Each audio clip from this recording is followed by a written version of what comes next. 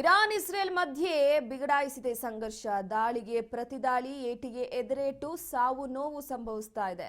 Iran ಮೇಲೆ operation lion ಅಟ್ಟಹಾಸವನ್ನ ಮೆರಿತಾ ಇರುವಂತದ್ದು ಈಗಾಗಲೇ ಇರಾನ್ ಹಾಗೆ ಇಸ್ರೇಲ್ನಲ್ಲಿ ನಡೀತಾ ಇರುವಂತಹ ಯುದ್ಧದ ವಿಚಾರವಾಗಿ ನಮಗೆ ತಿಳಿದಿದೆ. ಈ ಮಧ್ಯೆ ಬಿಗಡಾಯಿಸಿದೆ ಸಂಘರ್ಷ.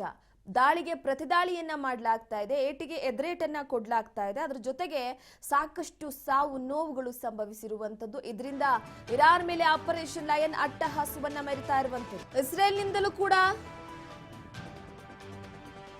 ಇರಾನ್ ಹಾಗೆ ಇಸ್ರೇಲ್ ಮಧ್ಯೆ ನಡೀತಾ ಇರುವಂತಹ ಯುದ್ಧದ ವಿಚಾರವಾಗಿ ಇರಾನ್ನಿಂದಲೂ ಇಸ್ರೇಲ್ ಮೇಲೆ ಪ್ರತೀಕಾರದ ದಾಳಿಯನ್ನ ಮಾಡಲಾಗ್ತಾ ಇದೆ. ಇಸ್ರೇಲ್ ಮತ್ತು ಇರಾನ್ ಅಣ್ವಸ್ತ್ರದ ವಿಷಯಕ್ಕೆ ನಾನಾ ನೀನಾ ಅಂತ ಸಂಘರ್ಷಕ್ಕಿಳಿದಿವೆ.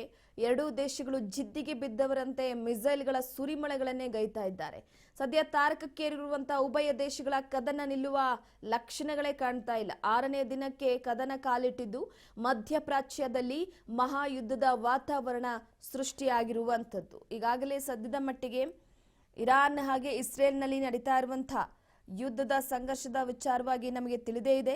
ಈಗಾಗಲೇ ಇದೇ ವಿಚಾರಕ್ಕೆ ಸಂಬಂಧಪಟ್ಟಂತೆ ಡೊನಾಲ್ಡ್ ಟ್ರಂಪ್ ಅವರು ಕೂಡ ಎಂಟ್ರಿ ಆಗಿದ್ದಾರೆ. ಕೆಲವೊಂದಿಷ್ಟು ವಿಚಾರಗಳನ್ನ ಕೂಡ ತಿಳಿಸಿದ್ದಾರೆ. ಅಂದ್ರೆ ಪ್ರಮುಖವಾಗಿ ನೋಡಿ, ಕೆನಡಾದಲ್ಲಿ ನಡೆದಂತಹ G7 ಶೃಂಗಸಭೆಯಲ್ಲಿ ಮಧ್ಯದಲ್ಲಿ ಬಿಟ್ಟು ವಾಷಿಂಗ್ಟನ್ಗೆ ಮರಳಿದ್ರು ಡೊನಾಲ್ಡ್ ಟ್ರಂಪ್ ಅವರು. ಆ ಸಂದರ್ಭದಲ್ಲಿ ತಮ್ಮ ದೇಶಕ್ಕೆ ಮರಳುವ ಮೊದಲು ಟ್ರಂಪ್ ಏನೋ ದೊಡ್ಡ ಘಟನೆ ಸಂಭವಿಸಲಿದೆ ಅಂತ ಸೂಚನೆಯನ್ನ ಕೂಡ ಕೊಟ್ಟಿದ್ರು. ಇದರ ಹಿಂದೆ ಕಾರಣವನ್ನ ಹುಡುಕೋದಾದ್ರೆ ಮಧ್ಯಪ್ರಾಚ್ಯದಲ್ಲಿ ನಡೀತಾ ಇರುವಂತಹ ಈ ಒಂದು ಸಂಘರ್ಷ. ಆದ್ದರಿಂದ ಅಮೆರಿಕ ಇರಾನ್ ವಿರುದ್ಧ ನೇರವಾಗಿ ಯುದ್ಧಕ್ಕೆ ಪ್ರವೇಶ ಮಾಡೋದಕ್ಕೆ ತಯಾರಿಯನ್ನ ನಡೆಸ್ತಾ ಇದೆ ಅಂತ ಹೇಳಲಾಗ್ತಾ ಇದೆ. ಸೊ ಹಾಗಾಗಿ ಟ್ರಂಪ್ ತಮ್ಮ ಹೇಳಿಕೆಯಲ್ಲೂ ಕೂಡ ಪ್ರಚಾರ ಬಯಸುವ ಫ್ರೆಂಚ್ ಅಧ್ಯಕ್ಷ ಇರಾನ್ ಇಸ್ರೇಲ್ ನಡುವೆ ಕದನ ವಿರಾಮದ ಪ್ರಯತ್ನಕ್ಕಾಗಿ ಟ್ರಂಪ್ ಕೆನಡಾದಲ್ಲಿ G7 ಶೃಂಗಸಭೆಯನ್ನು ತೊರೆದು ವಾಷಿಂಗ್ಟನ್ಗೆ ಹೋಗಿದ್ದಾರೆ. ಮೊದಲೇ ಟ್ರಂಪ್ ಅವರ ಮೈಂಡ್ ಯಾವ ರೀತಿ ಡೈವರ್ಟ್ ಆಗುತ್ತೆ ಅಂತ ಹೇಳೋದಕ್ಕಾಗೋದಿಲ್ಲ. ಅವರು ನಿರ್ಧಾರವನ್ನ ತೆಗೆದುಕೊಳ್ಳುವಂತಹ ವಿಚಾರಕ್ಕೆ ಸಂಬಂಧಪಟ್ಟಂತೆ ಈಗ ಇರಾನ್ ಹಾಗೆ ಇಸ್ರೇಲ್ನಲ್ಲಿ ದೊಡ್ಡ ದೊಡ್ಡ ಗಗನಚುಂಬಿ ಕಟ್ಟಡಗಳೆಲ್ಲ ಕೂಡ ನೆಲಸಮ ಆಗಿ ಹೋಗಿವೆ. ಸಾಕಷ್ಟು ಅಮಾಯಕ ಜೀವಗಳು ಬಲಿಯಾಗಿ ಹೋಗಿವೆ. ಈಗಾಗಲೇ ದಾಳಿಗೆ ಪ್ರತಿದಾಳಿಯನ್ನ ಮಾಡಲಾಗ್ತಾ ಇದೆ. ಸಾವು ನೋವು ಕೂಡ ಹೆಚ್ಚಾಗಿ ಸಂಭವಿಸ್ತಾ ಇರುವಂತದ್ದು. ಹಾಗಾಗಿ ಸದ್ಯದ ಮಟ್ಟಿಗೆ ಅಮೆರಿಕ ಎಂಟ್ರಿ ಕುರಿತು ಪರೋಕ್ಷವಾಗಿ ಏನಾದರೂ ಸೂಚನೆಯನ್ನ ಕೊಟ್ರ ಅನ್ನುವಂಥ ಒಂದು ಪ್ರಶ್ನೆ ಕಾಡ್ತಾ ಇದೆ. ಇಸ್ರೇಲ್ ಇರಾನ್ ಸಂಘರ್ಷಕ್ಕೆ ಅಮೆರಿಕ ಅಧ್ಯಕ್ಷ ಡೊನಾಲ್ಡ್ ಟ್ರಂಪ್ ಎಂಟ್ರಿ ಆಗ್ತಿದ್ದಾರಾ ಅಂತ. ಹಾಗಾಗಿ ಎಲ್ಲೋ ಒಂದು ಕಡೆ ಸಾಧ್ಯವಾದಷ್ಟು ಬೇಗನೆ ಟೆಹ್ರಾನ್ ತೊರೆಯುವಂತೆ ನಾಗರಿಕರಿಗೆ ಎಚ್ಚರಿಕೆಯನ್ನ ನೀಡೋದು ಮಹತ್ವ ಅಂತ ಕೂಡ ಹೇಳಲಾಗಿತ್ತು. ಅಧ್ಯಕ್ಷ ಟ್ರಂಪ್ ಅವರು ಈಗಾಗಲೇ ಎಮಾನ್ಯುಯಲ್ ಮ್ಯಾಕ್ರನ್ರನ್ನ ಖಂಡಿಸಿದ್ರು. ಇಸ್ರೇಲ್ ಇರಾನ್ ಸಂಘರ್ಷದ ಬಗ್ಗೆ ದೊಡ್ಡ ಸುಳಿವನ್ನ ನೀಡಿದ್ರು. ಕದನ ವಿರಾಮ ಜಾರಿಗೆ ತರೋದಕ್ಕೆ ತಾನು ಅಮೆರಿಕಕ್ಕೆ ಹಿಂದಿರುಗಲಿಲ್ಲ, ಅದಕ್ಕಿಂತ ದೊಡ್ಡದನ್ನ ಮಾಡುವ ಉದ್ದೇಶದಿಂದ ಹೋಗ್ತಿದ್ದೇನೆ ಅಂತ ಹೇಳಿದ್ದಾರೆ. ಸೊ ಹಾಗಾಗಿ ಇದರ ಅರ್ಥ ಅಮೆರಿಕ ಪ್ರಸ್ತುತ ಇರಾನ್ ಮತ್ತು ಇಸ್ರೇಲ್ ನಡುವೆ ಕದನ ವಿರಾಮವನ್ನ ಬಯಸ್ತಾ ಇಲ್ಲ. G7 ಶೃಂಗಸಭೆಯಿಂದ ಅರ್ಧದಲ್ಲೇ ಹೊರ ಬಂದಿದ್ದಾರೆ ಟ್ರಂಪ್. ಈ ಮುಖಾಂತರವಾಗಿ ಯುದ್ಧ ವಿಮಾನಗಳ ರವಾನೆ ಮಾಡೋದಕ್ಕೆ, ಮಧ್ಯ ಪ್ರಾಚ್ಯಕ್ಕೆ ಹೆಚ್ಚಿನ ಯುದ್ಧ ವಿಮಾನಗಳನ್ನ ರವಾನೆ ಮಾಡೋದಕ್ಕೆ, ಅದ್ರ ಜೊತೆಗೆ ಸಾಮಾಜಿಕ ಜಾಲತಾಣದಲ್ಲಿ ಟ್ರಂಪ್ ಖಡಕ್ ಎಚ್ಚರಿಕೆಯನ್ನ ಕೂಡ ಕೊಟ್ಟಿದ್ದಾರೆ. ಇದರಿಂದ ಅಧ್ಯಕ್ಷ ಡೊನಾಲ್ಡ್ ಟ್ರಂಪ್ ಇರಾನ್ ವಿರುದ್ಧದ ಯುದ್ಧದಲ್ಲಿ ಇಸ್ರೇಲ್ಗೆ ಬಹಿರಂಗವಾಗಿ ಬೆಂಬಲವನ್ನ ನೀಡಿದ್ದಾರೆ. ಆದ್ರೆ ಇಲ್ಲಿವರೆಗೂ ಕೂಡ ಅಮೆರಿಕ ಈ ದಾಳಿಗಳಲ್ಲಿ ತನ್ನ ನೇರ ಭಾಗವಹಿಸುವಿಕೆಯನ್ನ ಒಪ್ಪಿಲ್ಲ, ನಿರಾಕರಿಸಿದೆ.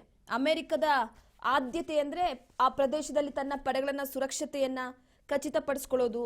ಅದಾದ ನಂತರವಾಗಿ ಈ ಟ್ರಂಪ್ ಅವರ ಹೇಳಿಕೆ ವಿಚಾರವಾಗಿ ಅಮೆರಿಕದಲ್ಲಿ ಈ ಯುದ್ಧದಲ್ಲಿ ತಟಸ್ಥನಾಗೋದಕ್ಕೆ ಬಯಸೋದಿಲ್ಲ, ಇರಾನ್ ವಿರುದ್ಧ ದೊಡ್ಡ ಹೆಜ್ಜೆ ಇಡಬಹುದು ಅನ್ನುವಂಥದ್ದು ತೋರ್ಪಡಿಸಲಾಗ್ತಿದೆ. ಸೊ ಹಾಗಾಗಿ ಇಸ್ರೇಲ್ ಯುದ್ಧದಲ್ಲಿ ಅಮೆರಿಕದಿಂದ ಬಹಿರಂಗವಾಗಿ ಬೆಂಬಲವನ್ನ ಕೋರಿದ್ದು ಅಮೆರಿಕ ಕೂಡ ಅದ್ರ ಬಗ್ಗೆ ಯೋಚಿಸ್ತಾ ಇದೆ. ಇರಾನ್ನ ಪರಮಾಣು ಕಾರ್ಯಕ್ರಮವನ್ನ ನಾಶ ಮಾಡೋದಕ್ಕೆ, ಮಿಲಿಟರಿ ಕಾರ್ಯಾಚರಣೆಗೆ ಸೇರೋದಕ್ಕೆ ಇಸ್ರೇಲ್ ಅಮೆರಿಕಕ್ಕೆ ಮನವಿಯನ್ನ ಕೂಡ ಮಾಡಿತ್ತು. G7 ಶೃಂಗಸಭೆಯಲ್ಲೇ ಕೆಲವೊಂದಿಷ್ಟು ವಿಚಾರವನ್ನ ಕೂಡ ಮಾತನಾಡಲಾಯಿತು. ಅದಾದ ನಂತರವಾಗಿ ಎಲ್ಲಾ ದೇಶಗಳು ಕೂಡ ಇಸ್ರೇಲ್ ಅನ್ನ ಬಹಿರಂಗವಾಗಿ ಬೆಂಬಲಿಸಿವೆ. ಉದ್ವಿಗ್ನತೆಯನ್ನ ಕಡಿಮೆ ಮಾಡೋದಕ್ಕೆ, ಇರಾನ್ ಮೇಲೆ ಒತ್ತಡವನ್ನ ಇರೋದಕ್ಕೆ ಈ G7 ಸದಸ್ಯರು ಏನು ಪರಮಾಣು ಶಸ್ತ್ರಾಸ್ತ್ರಗಳನ್ನ ತಯಾರಿಸೋದಕ್ಕೆ ಇರಾನ್ ಸಾಧ್ಯವಿಲ್ಲ ಅಂತ ಒತ್ತಿ ಕೂಡ ಹೇಳಿದ್ರು. ಇಸ್ರೇಲ್ ತನ್ನ ಆತ್ಮರಕ್ಷಣೆಗಾಗಿ ಈ ಕ್ರಮಗಳನ್ನು ತೆಗೆದುಕೊಳ್ಳೋದು ಸಂಪೂರ್ಣವಾದ ಹಕ್ಕನ್ನ ಹೊಂದಿದೆ ಅಂತ ಕೂಡ G7 ಶೃಂಗಸಭೆಯಲ್ಲಿ ಸದಸ್ಯರುಗಳು ಚರ್ಚೆಯನ್ನು ನಡೆಸಿರುವಂತದ್ದು. ಇಸ್ರೇಲ್ G7 ಜಾಗತಿಕ ವೇದಿಕೆಯಿಂದ ಮುಕ್ತ ಬೆಂಬಲವನ್ನ ಪಡೆದಿದೆ ಅಂತ ಇರಾನ್ ವಿರುದ್ಧ ತನ್ನ ಉದ್ದೇಶವನ್ನ ಕೂಡ ಹೇಳಿದೆ. ಸೊ ಈ ಹಿನ್ನೆಲೆಯಲ್ಲಿ ನೋಡೋದಾದ್ರೆ ಎಲ್ಲೋ ಒಂದು ಕಡೆ ಇರಾನ್ ಮೇಲೆ ನಡೀತಾ ಇರುವಂತಹ ದಾಳಿಗಳು ತೀವ್ರಗೊಳ್ಳಬಹುದು. ಅಲ್ಲದೆ ಈ ಶೃಂಗಸಭೆಯ ಸಮಯದಲ್ಲಿ ಸದಸ್ಯ ರಾಷ್ಟ್ರಗಳ ನಾಯಕರೊಟ್ಟಿಗೆ ಉದ್ವಿಗ್ನತೆಯ ಬಗ್ಗೆ ಕೂಡ ಚರ್ಚಿಸಿದ ನಂತರ ಟ್ರಂಪ್ ಅವರು ಹಿಂದಿರುಗ್ತಾರೆ ಅಂತ ಹೇಳಲಾಗ್ತಿತ್ತು. ಆದ್ರೆ ಮಧ್ಯದಲ್ಲೇ ಹೊರಟ್ಬಿಟ್ರು ಅವರು. ಹಾಗಾಗಿ ಟ್ರಂಪ್ ಅವರು ಈ ಯುದ್ಧವನ್ನ ಮುಂದಕ್ಕೆ ಕೊಂಡೊಯ್ಯೋದಕ್ಕೆ ಸಿದ್ಧರಾಗಿದ್ದಾರೆ ಅನ್ನುವಂಥ ಲಕ್ಷಣಗಳು ಕಾಣ್ತಾ ಇದೆ. ಇತ್ತೀಚೆಗೆ ಅವರ ಹೇಳಿಕೆಗಳು, ರಾಜತಾಂತ್ರಿಕ ವಿಧಾನಗಳು, ಇದರ ಮೂಲಕವಾಗಿ ಯುದ್ಧವನ್ನ ಪರಿಹರಿಸಬೇಕೆಂದು ಪ್ರತಿಪಾದಿಸಿದಂತ ಫ್ರೆಂಚ್ ಅಧ್ಯಕ್ಷ ಮ್ಯಾಕ್ರನ್ ಅವರನ್ನ ಕೂಡ ಖಂಡಿಸಿದ್ರು. ಅದಾದ ನಂತರವಾಗಿ ಈಗ ಡೊನಾಲ್ಡ್ ಟ್ರಂಪ್ ಅವರ ಈ ನಡೆ ಸಾಕಷ್ಟು ಕುತೂಹಲಕ್ಕೆ ಕಾರಣವಾಗಿದೆ. ಇರಾನ್ ಇಸ್ರೇಲ್ ತಾರಕಕ್ಕೇರಿದೆ ಯುದ್ಧ. ಉಭಯ ರಾಷ್ಟ್ರಗಳ ಬಿಕ್ಕಟ್ಟಿನಿಂದ ನಿಲ್ದಾಣಗಳು ಬಂದ್ ಆಗಿವೆ. ಸದ್ಯಕ್ಕೆ ಇಸ್ರೇಲ್ ಮತ್ತು ಇರಾನ್ ನಡುವಿನ ಉದ್ವಿಗ್ನತೆ ಹೆಚ್ಚಾಗ್ತಾ ಇದೆ. ಉಭಯ ರಾಷ್ಟ್ರಗಳ ಬಿಕ್ಕಟ್ಟಿನಿಂದ ನಿಲ್ದಾಣಗಳೆಲ್ಲ ಕೂಡ ಬಂದ್ ಆಗಿ ಹೋಗಿವೆ. ಏರ್ಪೋರ್ಟ್ ಸಂಪೂರ್ಣವಾಗಿ ಕ್ಲೋಸ್ ಆಗಿ ಹೋಗಿರುವಂತದ್ದು. ಇರಾನ್ ಮೇಲೆ ಇಸ್ರೇಲ್ ಪಡೆಗಳು ಕ್ಷಿಪಣಿ ಹಾಗೂ ಡ್ರೋನ್ ದಾಳಿಯನ್ನು ನಡೆಸಿದ ಬಳಿಕ ಮಧ್ಯಪ್ರಾಚ್ಯದಲ್ಲಿ ಸಂಘರ್ಷ ತಾರಕಕ್ಕೇರ್ತಾ ಇದೆ. ಎರಡು ಶತ್ರು ರಾಷ್ಟ್ರಗಳು ನೇರ ಯುದ್ಧದ ಬಾಗಿಲಿಗೆ ತಲುಪಿವೆ. ಹಲವು ರಾಷ್ಟ್ರಗಳ ಮೇಲೆ ಇದರ ಪರಿಣಾಮ ಬೀರಲಿದೆ ಅನ್ನುವ ಮಾತುಗಳು ಕೂಡ ಕೇಳಿಬಂದಿದೆ. ಎರಡೂ ದೇಶಗಳ ಬಲಾಬಲ ಕೂಡ ಹೆಚ್ಚಿದೆ. ನೋಡಿ, ಇರಾನ್ನ ಬಲವನ್ನ ಇಲ್ಲಿ ನೋಡ್ತಾ ಹೋಗೋದಾದ್ರೆ ದುರ್ಬಲ ಹಾಗೆ ಬಲ, ಇರಾನ್ ಹಾಗೆ ಇಸ್ರೇಲ್ ಎರಡನ್ನ ಕೂಡ ನೋಡ್ಬೇಕಾಗುತ್ತೆ. ಯಾಕಂದ್ರೆ ಎರಡೂ ರಾಷ್ಟ್ರಗಳು ಈಗ ಯುದ್ಧಕ್ಕೆ ವೇದಿಕೆ ಆಗಿವೆ. ಸಂಘರ್ಷ ಮತ್ತಷ್ಟು ಜೋರಾಗ್ತಾ ಇದೆ. ಇದರ ನಡುವೆ ಇರಾನ್ಗೆ ಸ್ಪಷ್ಟವಾದಂತಹ ಮುನ್ನಡೆ ಇದೆ. ಜನಸಂಖ್ಯೆ 88 ಮಿಲಿಯನ್ ಇದೆ ಇರಾನ್ನಲ್ಲಿ. ಭೂಪ್ರದೇಶ ಬಹಳ ವಿಶಾಲವಾಗಿದೆ. ಆದರೆ ಇಸ್ರೇಲ್ ಜನಸಂಖ್ಯೆ ಕೇವಲ 9 ಮಿಲಿಯನ್ ಇರುವಂಥದ್ದು. ಭೂಪ್ರದೇಶ ಕೂಡ ಸಣ್ಣದು. ಕೇವಲ ಸಂಖ್ಯೆಗಳಿಗೆ ಸಾಕಾಗುವುದಿಲ್ಲ. ಇರಾನ್ನ ಸೇನೆಯನ್ನ ಸಾಂಪ್ರದಾಯಿಕ ಸೇನೆ ಮತ್ತು ಕ್ರಾಂತಿಕಾರಿ ಗಾರ್ಡ್ ಕ್ಷಿಪಣಿ ವಿಭಾಗ ಆಗಿರ್ಬೋದು, ಸೈಬರ್ ಆಪರೇಷನ್ಗಳಾಗಿರ್ಬೋದು, ಎರಡು ಭಾಗಗಳಾಗಿ ವಿಂಗಡಣೆ ಮಾಡಲಾಗಿದೆ. ಅಂದ್ರೆ ಸೇನೆಗೆ ಸುಮಾರು 6 ಲಕ್ಷ ಸೈನಿಕರಿದ್ದಾರೆ.